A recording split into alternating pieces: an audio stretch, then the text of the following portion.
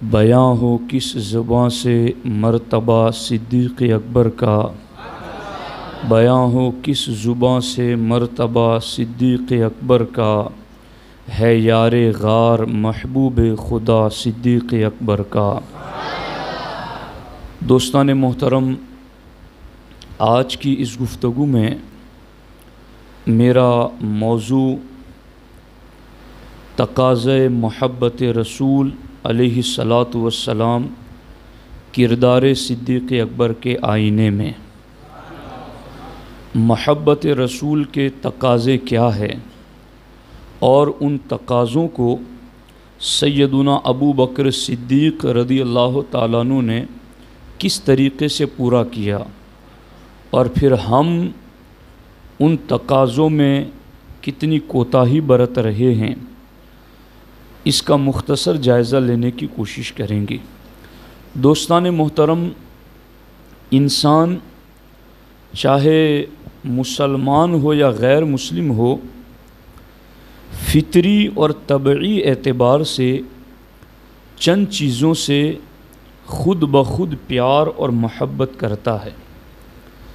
انسان اپنے وطن سے پیار کرتا ہے، اور پھر اس سے زیادہ انسان مال اور دولت سے پیار کرتا ہے، اور پھر اس سے زیادہ انسان اپنی اولاد سے پیار کرتا ہے، اور پھر اس سے زیادہ انسان اپنی جان سے پیار کرتا ہے۔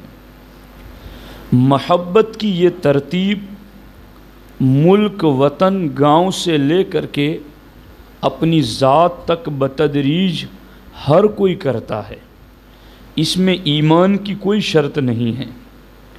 جو بھی انسان ہے وہ بالترتیب ان چار چیزوں سے طبعی اور فطری اعتبار سے پیار اور محبت کرتا ہے۔ ایک انسان اپنے ملک سے، اپنے وطن سے، اپنے گاؤں اور اپنے شہر سے اتنا پیار کرتا ہے کہ وہ کسی ملک میں جائے، جو ملک اس بندے کے ملک سے زیادہ خوبصورت ہے، جو ملک اس بندے کے ملک سے زیادہ امیر ملک ہیں، جو ملک ہر لحاظ سے اسے اپنے ملک سے خوبصورت نظر آتا ہے، مگر اس کے باوجود بھی بندہ مہینے، سال، 2 سال گزار کر کے کبھی نہ کبھی اپنے ملک واپس ضرور پلٹتا ہے، اور اسے ان خوبصورت ملکوں کو دیکھنے کی جو تڑپ ہوتی ہیں، جب اپنے گاؤں پلٹتا ہے تو اپنے اجڑے ہوئے گاؤں کو بھی دیکھنے کا پیار اس سے زیادہ اس کے دل میں انگڑائیاں لیتا ہے کہ میں اپنے ملک جا رہا ہوں، میں اپنے وطن جا رہا ہوں، میں اپنے گاؤں، اپنے دیہات اور اپنے شہر جا رہا ہوں۔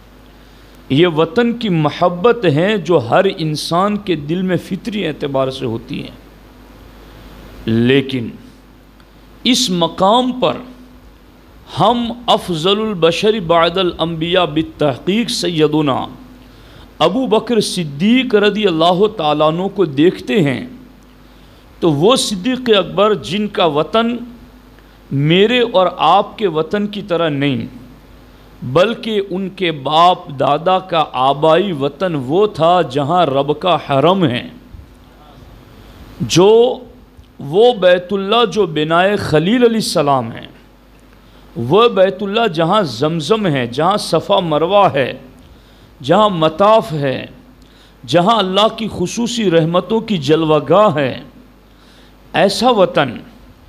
مگر جب محبت رسول نے تقاضا کیا کہ یہ وطن پیارا آپ کو نبی کی محبت میں چھوڑنا ہے، تو صدیق اکبر رضی اللہ تعالیٰ عنہ نے ایک لمحے کے لیے بھی اس میں غور و فکر نہیں کیا، اور ایک لمحے کے لیے بھی یہ نہیں کہا حضور میں سوچوں گا، بیوی بچوں سے مشورہ کروں گا، گھر کے بڑوں سے پوچھوں گا، حضور مجھ جیسا ابو بکر جس کی تجارتیں اتنی زیادہ، جس کا سرمایہ اتنا زیادہ، جس کی لوگوں میں محبتیں اتنی زیادہ، میں ایسا وطن چھوڑ کر کے صرف آپ کے لیے کیسے چلا جاؤں؟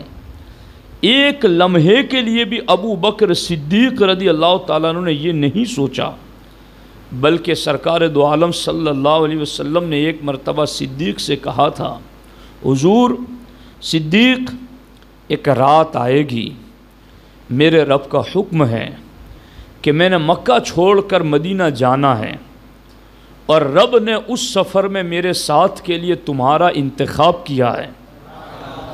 صدیق اکبر رضی اللہ تعالیٰ عنہ نے جیسے ہی یہ سنا بازار گئے، 2 اونٹنیاں خریدی اور ان کو خوب تازہ موٹا فربا کیا اور اچھی غذائیں کھلائی، اور جو رات ہجرت کی آئی وطن چھوڑنے والی، اور حضور دشمنوں کے جھڑمٹ میں سورہ یاسین پڑھ کے دم درود کر کے نکل گئے، صدیق کے گھر جا کر کنڈی ہلائی۔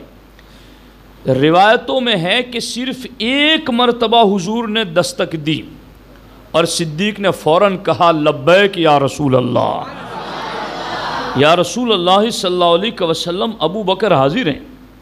سرکار نے فرمایا صدیق تم جاگ رہے تھے؟ کہا حضور جب سے آپ نے مجھے کہا ہے کہ ایک رات آئے گی جس رات جانا ہے، تب سے صدیق کوئی رات سویا ہی نہیں آپ کے انتظار میں، کوئی رات ایسی نہیں جس میں سو گیا ہوں۔ میرے آقا میں تو ہر رات آپ کے انتظار میں پوری رات جاگتا رہتا ہوں کہ کب میرے آقا تشریف لائیں اور میرے آقا کو ایک لمحے کے لیے بھی انتظار نہ کرنا پڑے۔ میں تو پوری رات حضور آپ کے انتظار میں جاگتا ہوں، بس آپ کے قدموں کا مجھے انتظار تھا۔ سرکار نے فوراً ہاتھ اٹھا دیے، میرے اللہ تو میرے صدیق کو رضوان اکبر عطا فرما۔ صدیق اکبر عرض کرتے ہیں حضور یہ رضوان اکبر کیا ہے؟ سرکار فرماتے صدیق تیری ان خدمتوں کا صلہ ہے کہ اللہ قیامت کے دن ساری امت پر عام تجلی فرمائے گا، اور صدیق تجھے جدا کر کے تجھ پر خاص تجلی رب فرمائے گا، یعنی ساری امت کو رب اپنا دیدار جدا کرائے گا، مگر صدیق وہ رضوان اکبر یہ ہے کہ رب تجھے جدا گانا دیدار کرائے گا۔ ایک لمحے کے لیے بھی آپ نے نہیں سوچا کہ میں وطن چھوڑ رہا ہوں۔ آج مجھے اور آپ کو کوئی کہیں کہ آپ اپنا گاؤں چھوڑ دیں، اپنا شہر چھوڑ دیں، اور لوگ تلے ہوئے بھی بہت ہیں کہ آپ وطن چھوڑ دو، مگر کتنے ڈٹے ہوئے ہیں لوگ کہ جئیں گے بھی تو یہیں، مریں گے بھی تو یہیں، چونکہ وطن سے پیار ہیں۔ مگر صدیق اکبر محبت رسول کے تقاضے پر عمل کرتے ہوئے عرض کرتے حضور وطن سے پیار ضرور ہیں مگر آپ سے زیادہ نہیں، ہمیں سب سے زیادہ پیار آپ سے ہیں۔ فوراً لبیک کہتے ہوئے چل پڑے، اور اللہ اکبر اللہ اکبر اللہ اکبر۔ اس جہت میں بھی اگر میں جاؤں تو بات طویل ہو جائے، مجھے اپنے مقصد پر گفتگو کرنی ہے۔ دوسری چیز ہے انسان کو سب سے زیادہ دوسری جس چیز سے محبت ہوتی ہے وہ مال اور دولت سے محبت ہوتی ہے۔ انسان مال دولت کمانے کے لیے ہی تو اپنا وطن بھی چھوڑتا ہے، افریقہ چلا گیا، کسی اور ملک چلا گیا 5 سال 10 سال کے لیے، روپیوں کی محبتی میں تو جاتا ہے، مال کمانے کے لیے تو جاتا ہے۔ تو وطن سے زیادہ انسان کو مال دولت سے محبت ہے، مگر صدیق کی عظمتوں پر قربان۔ مال دولت سے پیار ہر کسی کو ہوتا ہے، مگر ایک صدیق اکبر ہیں جس دن ایمان لائے اسی دن 40,000 سونے کے سکے دینار لا کر حضور کے قدموں میں رکھ دیے۔ میرے آقا یہ آپ کے قدموں میں رکھے، اسلام پھیلانے کے لیے آپ جہاں چاہیں وہاں خرچ فرمائیں۔ اور روایتوں میں نے پڑھا ہے جیسے مولانا شعیب رضا کے جیب میں پیسے ہو تو چاہے ہماری لاکھ محبتیں ہوں، مگر میں کوئی یوں تھوڑی کہ بغیر ان کی اجازت سے ان کے جیب میں ہاتھ ڈال کر نکال کر خرچ کرنا شروع کر دوں۔ کچھ ادب کے تقاضے بھی ہوتے ہیں، کچھ اصول بھی ہوتے ہیں، مگر 1,20,000 سے زیادہ صحابہ میں تنہا ایک ذات ابو بکر صدیق کی ایسی ہیں جن کے جیب سے حضور بلا اجازت خرچ فرماتے۔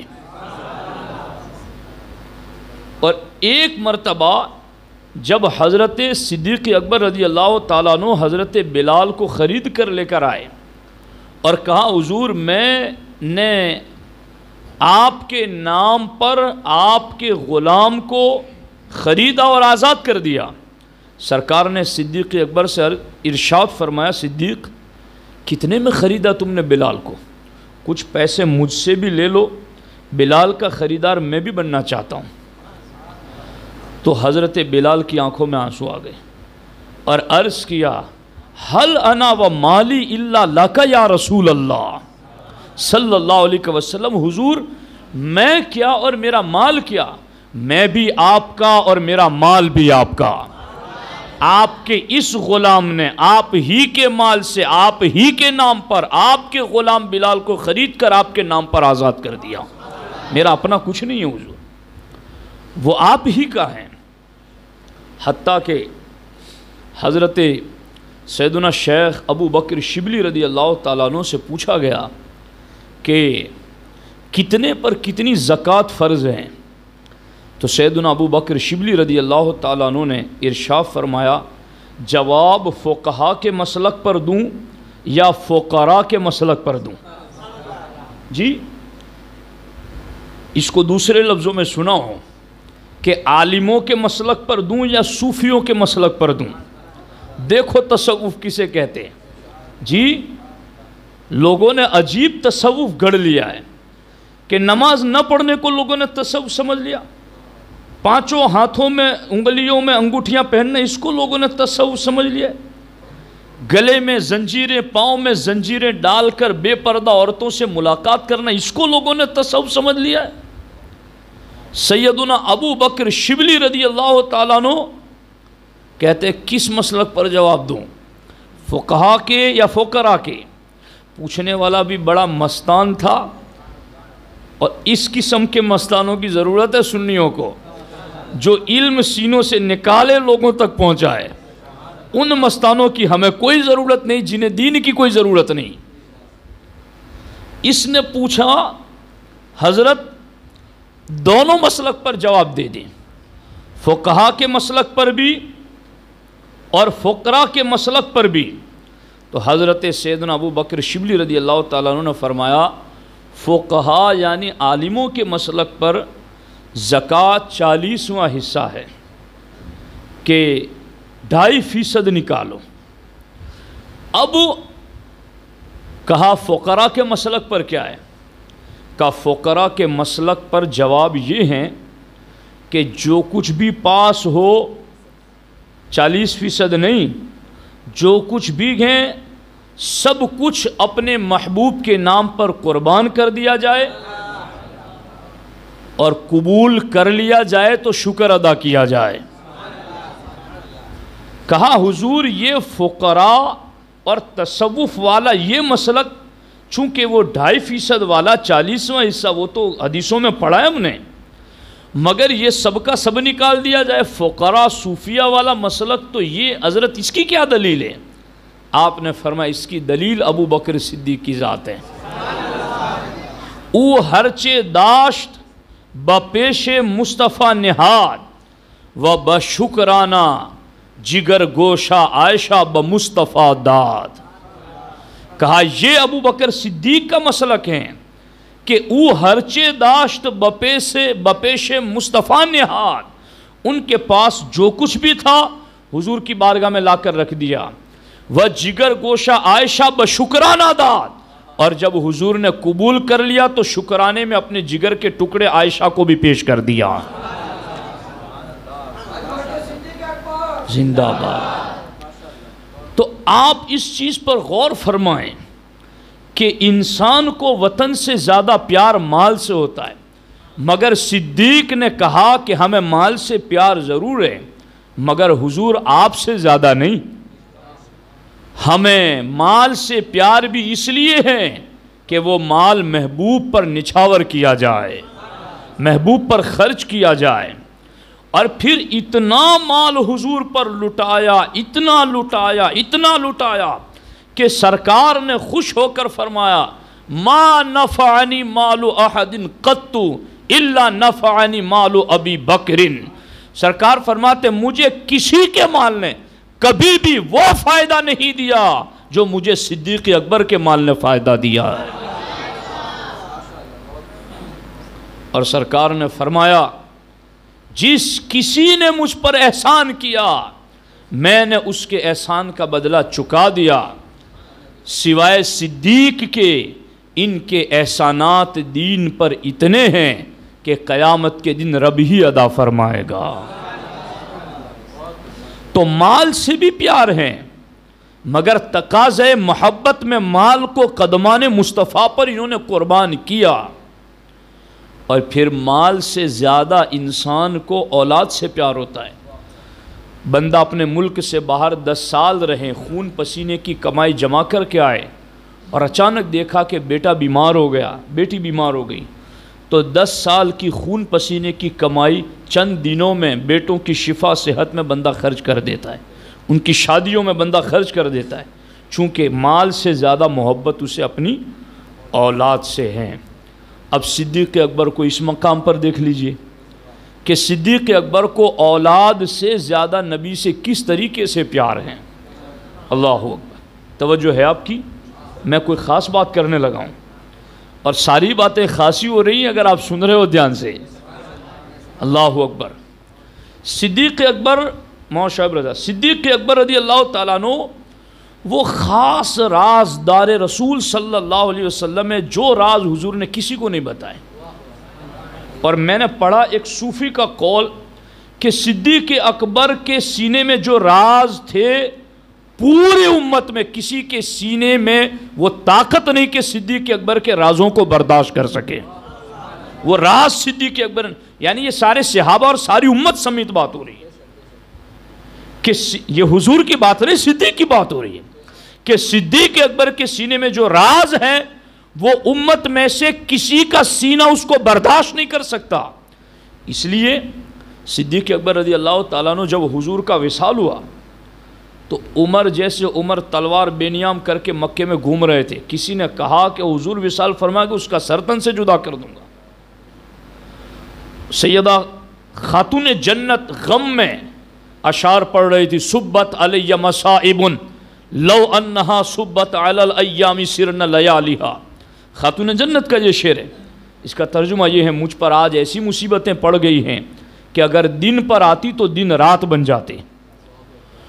مولا علی رضی اللہ تعالیٰ عنہ سارے صحابہ غم میں نڈھال ہیں مگر ایک صدیق ہے، آئے چونکہ حضور نے پوری کشتی کا ناخدا ہی تو انہیں بنایا تھا، اور غار میں میں آپ کو یہ بات کن لفظوں میں بتاؤں کہ بندے کے پیچھے ہزاروں دشمن لگے ہو اور ان کا علاقہ قریب ہو تو جتنا ہو سکے بندہ اس علاقے سے نکل جائے گا کہ جتنا ہو سکے اتنا جلدی اس علاقے سے نکل جاؤ، لیکن کیا بات ہے علاقہ کافروں کا ہے۔ حضور نکلے ہیں مکے سے مگر غار ثور میں 3 راتیں ٹھہرے رہے۔ کوئی تو خلوت گاہ حضور ایسی ڈھونڈ رہے تھے جہاں صرف حضور ہو اور صدیق ہو، کوئی تو ایسی چلہ گاہ ہو جہاں آنکھیں صدیق کی ہو چہرہ مصطفیٰ کا ہو، کوئی ایسا تو خلوت قدا ہو جہاں صدیق کا سینہ ہو اور مصطفیٰ کا مشکات نبوت ہو، کوئی ایسی تو جگہ ہو جہاں مصطفیٰ صدیق کو دیکھے صدیق مصطفیٰ کو دیکھے۔ اور وہ راز کی باتیں جو کوئی جگہ لائق نہ تھی اور کوئی اور سننے کے صلاحیت رکھتا تھا، سرکار نے اس جگہ کے لیے انتخاب غار ثور کا فرمایا۔ ورنہ میں اور آپ تو یہ چاہتے ہیں کہ اگر بڑودہ میں ہمیں خطرہ ہو تو ہم حدود سے جتنا جلدی ہو باہر نکلنے کی کوشش کریں گے، مگر خطرہ اتنا کہ دشمن غار کے بھی چاروں طرف۔ صدیق کو حضور کی فکر ہوئی تو سرکار نے فرمایا صدیق کوئی اس لیے تمہیں لے کے تھوڑی بیٹھا ہوں یہاں پر کہ کوئی جان جائے گی یہاں پر، لا تحزن صدیق غم نہ کرنا، یہ صرف سفر نہیں، بعد نبوت امت کی کشتی کنارے پر کیسے لے جانی ہے، یہ غار ثور اس کی تربیت گاہ بھی ہے، اس لیے تمہیں لے کر یہاں بیٹھا ہوں۔ اور سرکار نے یہ سارے راز بتا دیے تھے۔ سارے صحابہ حضور کے وصال پر غمگین، صدیق آئے، سرکار سے چہرے سے پردہ ہٹایا، پیشانی کو چوم لیا اور کہا میرے آقا آپ پر ایک لمحے کے لیے اللہ کے وعدے کے مطابق موت آئی، اب آپ کو کبھی موت نہیں آئے گی۔ جی لوگ وہابی یہ حدیثیں پڑھا کر لوگوں کو کہتے دیکھو صدیق کیا کہہ رہے، ارے اگلا جملہ بھی تو بتاؤ کہ صدیق نے کیا کہا ہے کہ میرے آقا وعدے الہیہ کے لیے ایک لمحے کے لیے موت آئی، اب کبھی آپ کو موت نہیں آئے گی، تو اب کبھی نہیں آئے گی اس کی بات کیوں نہیں کر رہے ہو؟ بات مامزہ کی کیوں کر رہے ہو؟ جو آنے والا اس کی بات کرو۔ اب صدیق اکبر کو وہ سارے راز بتائے تھے، اس لیے صدیق اکبر نے پھر امت کو جمع کیا اور قرآن کی آیتیں پڑھ کر سنائے، وما محمد الا رسول قد خلت من قبلہ الرسل۔ صحابہ کہتے ہمیں ایسا لگا کہ یہ اس آیت کی طرف تو ہماری توجہ ہی نہیں تھی، تو سارے صحابہ خاموش ہو گئے۔ اور پھر دوسرا مسئلہ کھڑا ہوا کہ حضور کو دفنایا کہاں جائے؟ کوئی مشورہ دے رہا تھا بقیع میں، کوئی کہہ رہا تھا القدس میں، کوئی کہہ رہا تھا فلاں جگہ، کوئی کہہ رہا تھا فلاں جگہ، مگر صدیق کہتے سنو میں نے حضور سے سنا ہے کہ سرکار نے مجھے بتایا ہے کہ نبی اسی جگہ وفات پاتے ہیں جہاں ان کا دفن ہونا ان کے رب کو پسند ہوتا ہے۔ تو اب حضور کا مزار کہیں اور نہیں، میری بیٹی کے گھر عائشہ کے گھر میں بنے گا، بیت عائشہ میں بنے گا۔ آپ اندازہ لگا رہے ہیں اس چیز پر؟ یہ ہیں۔ اب اس پر غور کیجئے کہ یہ سارے راز اللہ کے رسول علیہ السلام نے سیدنا صدیق اکبر کو بتا دیے تھے۔ جو اتنا رازدار ہو، میں مولانا شعیب صاحب کی پھر توجہ چاہوں گا، چونکہ پڑھنے پڑھانے سے ان کا تعلق ہے، تو سرکار جب خاص 4 خلفاء کی شان بیان کرتے تو سرکار سب کی جدا جدا شان بیان کرتے کہ اللہ ابو بکر پر رحم کرے، اس نے یہ کیا میرے لیے، اللہ عمر پر رحم کرے، عمر نے میرے لیے یہ کیا، اللہ عثمان پر رحم کرے، عثمان نے میرے لیے یہ کیا، اللہ علی پر رحم کرے، علی نے میرے لیے یہ کیا رضی اللہ تعالیٰ عنہ۔ تو سرکار اکثر یہ فرماتے اللہ صدیق پر رحم کرے کہ اس نے اپنی بیٹی عائشہ میرے نکاح میں دے دی۔ یہ میں جب پہلے پڑھتا تھا تو میری سمجھ میں یہ بات نہیں آتی تھی کہ سرکار اس مقام پر جب ان کی حوصلہ افزائی کرنی اور یہ کیا بات فرما رہے ہیں، مگر پھر میں جب گہرائی میں اترا تو مجھے پتا چلا صدیق جانتے تھے، جو کہ صدیق اکبر نے بعد میں باغ فدق کے موقع پر خاتون جنت کو بھی فیصلہ سنایا۔ جب خاتون جنت باغ فدق طلب کرنے کے لیے حاضر آئیں تو صدیق اکبر نے فرمایا کہ حضور کا فرمان ہے ما ترکناہ صدقہ، کہ ہم نبی اپنی وراثت میں کچھ نہیں چھوڑتے، ہماری وراثت بس علم ہوتا ہے، ہمارا جو کچھ چھوڑا ہوتا ہے وہ امت کے لیے صدقہ ہوتا ہے۔ سمجھ آ رہے ہیں؟ تو سرکار یہ چیز بھی جانتے تھے، اور اہل بیت میں سب سے پہلے نمبر پر نبی کی بیویاں ہیں۔ آپ کو پتہ ہے اہل بیت میں سب سے پہلے نمبر پر کون ہیں؟ نبی کی بیویاں، پھر خاتون جنت مولا علی حسنین کریمین وہ بھی اہل بیت ہیں، اور دیگر اہل بیت، مگر قرآن میں جن کا بحیثیت لفظ اہل بیت ذکر آیا ہے وہ سب سے پہلے نمبر پر نبی کی پاکیزہ بیویاں ہیں۔ اب صدیق اکبر یہ جانتے تھے حضور کا فرمان کہ نبی جو کچھ چھوڑ کر جاتے ہیں وہ ان کی گھر والوں کے لیے ملکیت نہیں ہوتی، وہ وراثت بٹے گی نہیں، اور میں اسے تو حیات النبی کی دلیل بھی مانتا ہوں۔ وراثت اس کی بٹتی ہے جو مر جاتا ہے، جو زندہ ہے ان کی وراثت کیوں بٹے؟ جو شیعہ رافضی وراثت کی بات کر رہے ہیں کیا نبی کو مردہ مانتے ہیں؟ آؤ سامنا کرو اہل سنت کا اس بات پر۔ اگر تم یہ کہتے ہو کہ خاتون جنت کو معاذ اللہ وراثت نہیں دی صدیق اکبر نے، تو وراثت تو اس کی بڑھتی ہے نا جو مردہ ہو جاتا ہے۔ جی، اور میرے نبی تو حیات ہے۔ تو بات میں اصل آپ کو یہ سمجھانے چلا ہوں کہ سرکار صدیق اکبر جانتے تھے کہ حضور نے یہ فرمایا، جیسا کہ آپ نے خود خاتون جنت کو سنایا کہ نبی کی وراثت تقسیم نہیں ہوتی، امت کے حق میں صدقہ ہے، تو اہل بیت میں تو پہلے نمبر پر نبی کی بیویاں ہیں۔ تو کیا صدیق یہ نہیں جانتے تھے کہ میری بیٹی کو بھی کچھ نہیں ملنے والا؟ کہ وراثت نبی کی مال و دولت تقسیم نہیں ہوتی تو میری بیوی میری بیٹی کو بھی تو نہیں ملے گا، جو کہ عائشہ نبی کی بیوی ہیں۔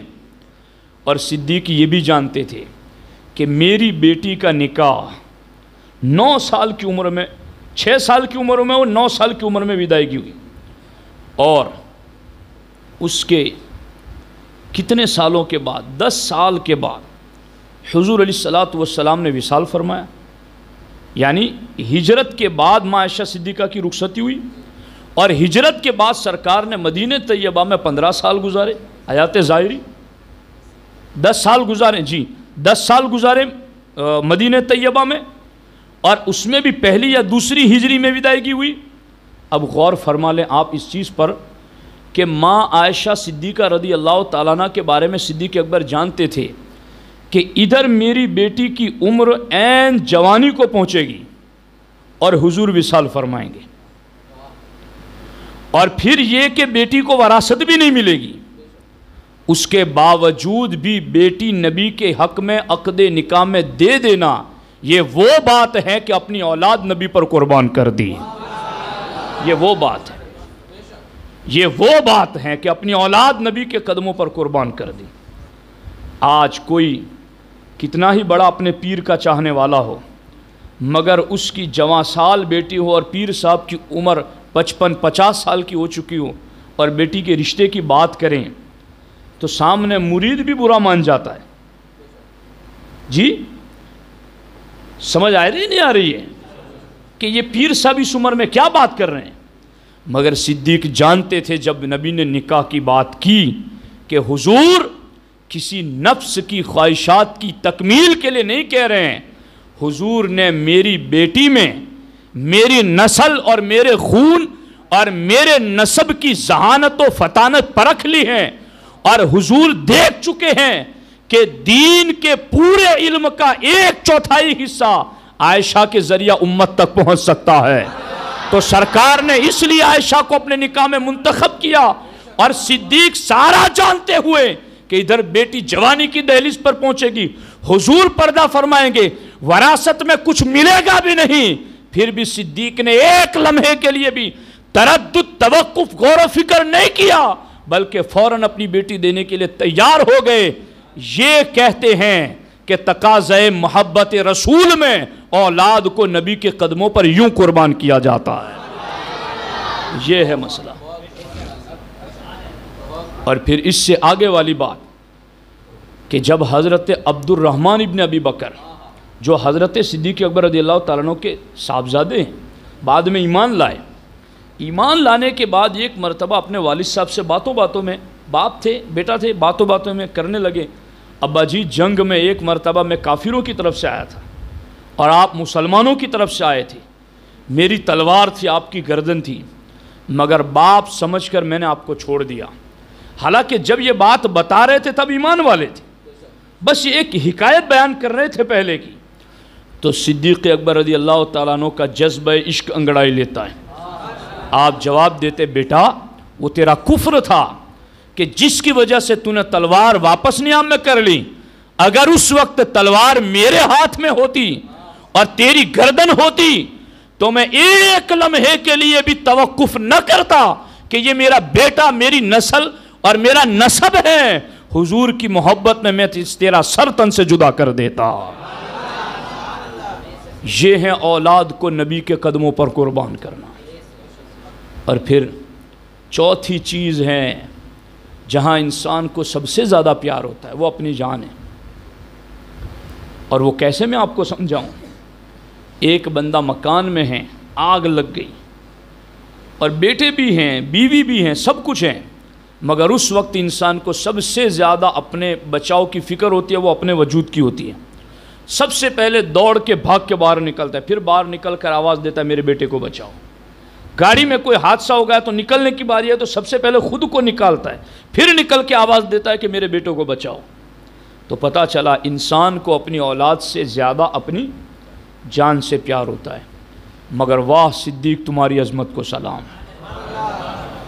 ہجرت کی رات جب گزار کر دن کو چلنے لگے، اللہ اکبر، صدیق کبھی آگے چلتے حضور کے، کبھی دائیں چلتے، کبھی بائیں چلتے، کبھی پیچھے چلتے۔ سرکار فرماتے صدیق کیا بات ہے، ایسا انداز تو تمہارا چلنے کا کبھی نہیں دیکھا کہ تھوڑی دیر آگے چلتے ہو، تھوڑی دیر پیچھے، تھوڑی دیر بائیں، تھوڑی دیر دائیں، یہ کیا بات ہے؟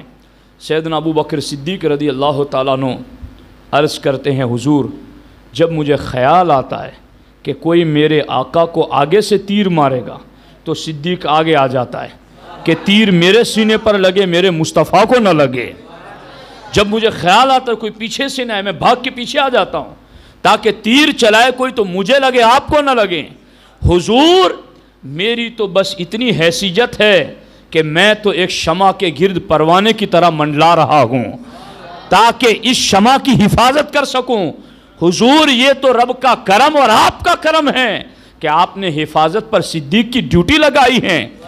پر اسی لیے مولا علی سے کسی نے پوچھا اپنے دور خلافت میں کہ علی انت اشجع الناس، علی تم لوگوں میں سب سے زیادہ بہادر ہو۔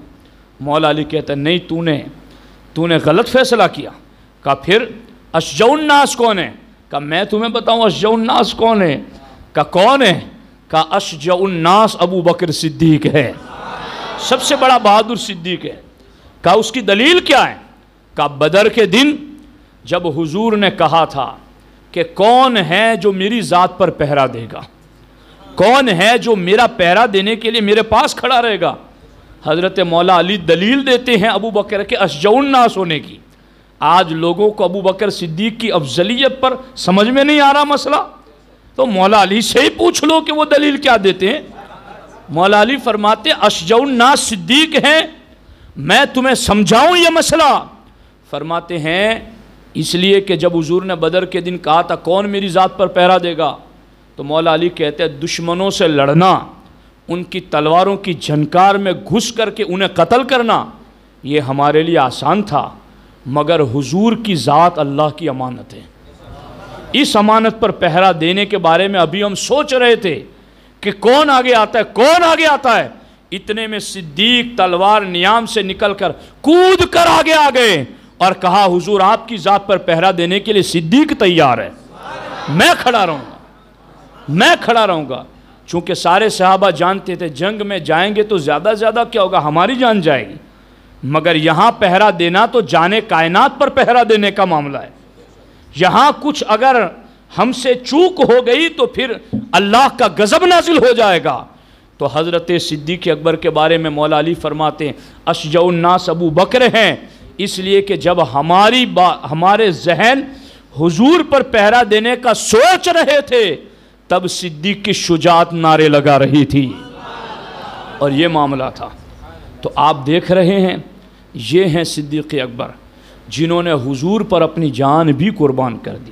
باتیں بہت طویل ہیں، ابھی مجھے یہاں سے ایک اور میٹنگ کے لیے بھی جانا ہے، تو اسی پر میں گفتگو کو مختصر کرتے ہوئے یہ بات عرض کرتا ہوں کہ 4 چیزوں سے بندہ فطری طور پر محبت کرتا ہے، وطن سے، مال سے، اولاد سے اور اپنے وجود سے، مگر صدیق اکبر نے اپنے کردار کے آئینے میں امت کے سامنے یہ تصویر پیش کر دی۔ ہاں لوگوں کی یہ محبت کی ترتیب ہوتی ہے، مگر مومن کا معاملہ اس سے جدا ہے۔